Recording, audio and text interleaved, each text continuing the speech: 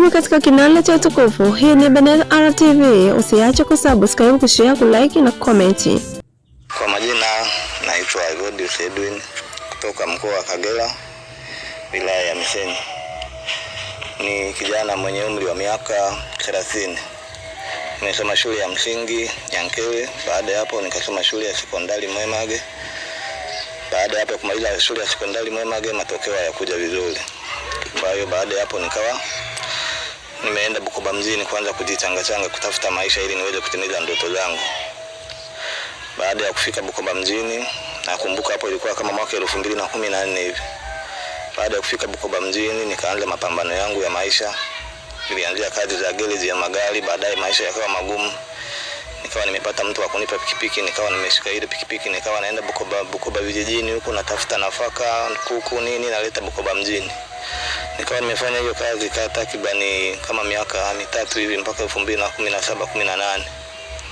Basi baada ya hapo nikafanikiwa kupata mwenzangu ambaye ni mwanamke, tukawa tumefuata process zote, tukawa tumeoana. Baada ya kuoana tukaishi kupata mtoto wa kwanza, baadaye mtoto wa pili.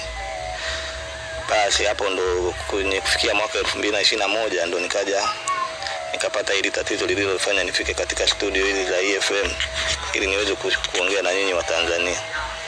Baada ya hapo 2021 nakumbuka ilikuwa kama mwezi wa 7 hivi, nilikuja kupata hii changamoto ya kuugua macho.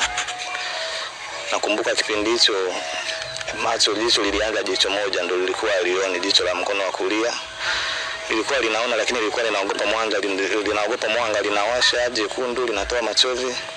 Baada ya siku kama 3 na jicho la pili la kushoto na hilo likashika, likaanza kwa dalili hizo. Baada ya hapo ikabidi niende kwenye pharmacy hizi ndogo nikadhania labda hawa kwa tunaendesha pikipiki hawa wadudu, labda kuna wadudu wameingia. Nikaenda pale na penyewe kanipa vile vimatoni vidrop vya dawa, nikawa natumia, lakini haikuleta uafadhali. Kwa hiyo baada ya hapo ikaonekana kwamba bwana, kwa kuwa tulikuwa baada ya kufika kama wiki moja, ikaonekana sasa hapa mama yangu akanipigia simu, maana mimi nina mzazi mmoja, mama yangu baba ameshatangulia mbele yake.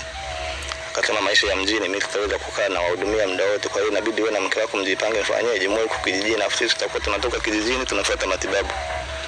Kwa hapo ndo tukajipanga mimi na mke wangu, tukawa tumerudi kijijini kwa tunaendelea na matibabu madogo. Baada ya hapo baada ya kufumba macho yalikaa yamefumba kama mtu aliyefariki hivi, yalikaa yamefumba, mboni ya juu ilikuwa haipandi.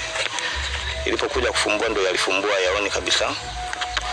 Basi kwa hiyo tukaendelea na matibabu, nikaja hospitali ya mkoa government, wakanipima, wakasema inaonekana umeingiliwa na bakteria wakali sana, wametoboa vioo vya macho. Kwa hiyo inabidi ufanye utaratibu wa kwenda kama huko TCBRT. Ndo hiyo polisi inaweza kufanywa kubwa uweze kufanyaje waweze kupokea kio cha jicho kule wanaita cornea. Basi kwa hiyo tukaendelea tukaishi 2022 23 tunapambana hivyo mdogo mimi na mke wangu na mama yangu na watoto. Basi baada ya ilipofika kama 2023 nahisi mke wangu nadhani uvumilivu kama ulimshinda hivi, kwa hiyo ikabidi.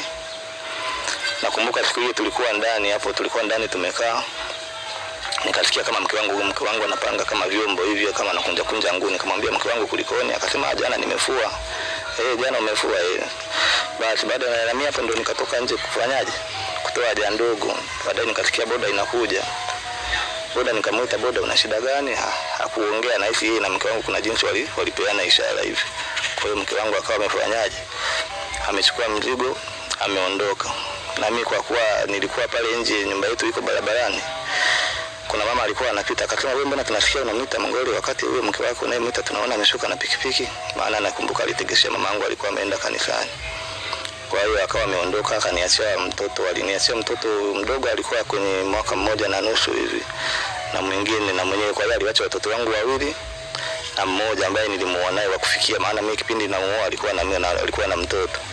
Kwa hiyo akawa ameacha watoto 3, mmoja wa kufikia ambaye nilimuoa naye na 2 ambao ni wadogo, na hii changamoto nilionayo ya macho. Kwa hiyo yani kwa maana mimi kwa jumla sasa hivi hapa sioni mpaka niangalie kama nitapata matibabu yaliyonileta mpaka nafika kwenye studio za EFM kuongea na Watanzania. Kwa watoto wao bado naishi nao, au wawili wa damu yangu na huyu mmoja ambaye nilimkuta naye, wote aliwaacha akaondoka. Baada ya kuondoka, maisha ndio yakaendelea kuwa magumu moja kwa moja, kwa sababu mtoto tunakua tunamtegemea mama, na unajua mtu ukishaugua macho yani kama vile unarudi utotoni.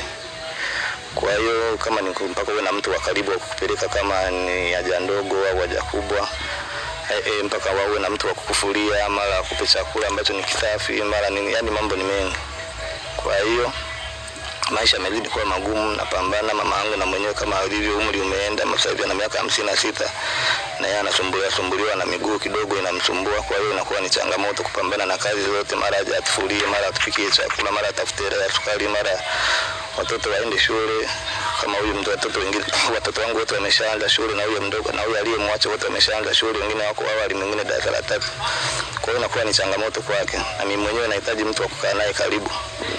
Basi kwa hiyo ilipofika mwaka 2025 kwa mwezi wa ngapi, wa 6 au wa 7, kumwambia mama, ngoja na mimi kwanza nijaribu kutoka huko nirudi tena kwenye hospitalini huko, hospitali ya mkoa, nione wananiambiaje.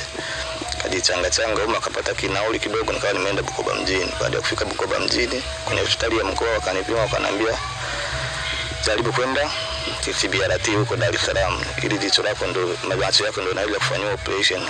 Kwa hiyo nikajichanga hapo, nikaenda kwa mkuu wa wilaya, nikapata kibali cha kupita kwa Watanzania, wakanichangia kiasi kidogo cha fedha. Nikawa nimepanda gari, nikawa nimewasiliana na mtu ambaye ni rafiki yangu huko, akawa amenipokea hapo.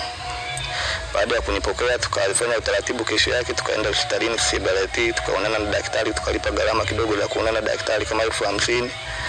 Wakaniweka kwenye vifaa vyao. Baada ya kuniweka kwenye vifaa vyao, wakaniambia jicho moja la kulia hili limeshaharibika kabisa, yani hilo hata uende wapi hauwezi ukaona, maana mishipa yake imeshasinyaa, haileti damu.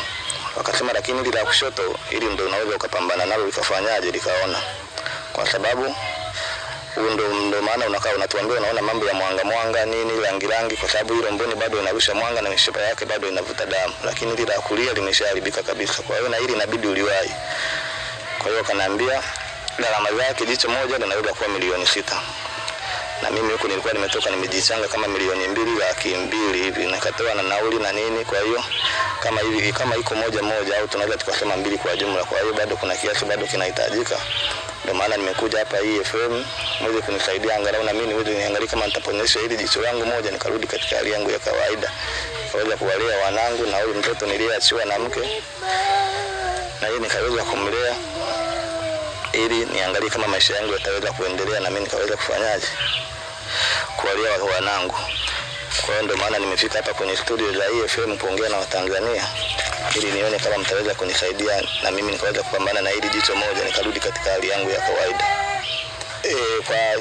Kwa namba za mawasiliano kwa mtu anayeweza kuwasiliana na mimi au kunichangia chochote kwa atakachojaliwa na Mwenyezi Mungu, namba yangu ni 0684 31 82 34, 0684 31 82 34. Jina linakuja Evodius Edwin Katunzi. Na kwa yule anayetamani kuja kuniona, niko mimi naishi sasa hivi niko kwa rafiki yangu hapa, anaishi maeneo ya Tegeta hapo kwa Flamingo. Ukifika Flamingo tu ukatupigia simu kupitia hiyo namba kwamba mimi natamani kuonana na wewe nikusikia katika kipindi cha EFM.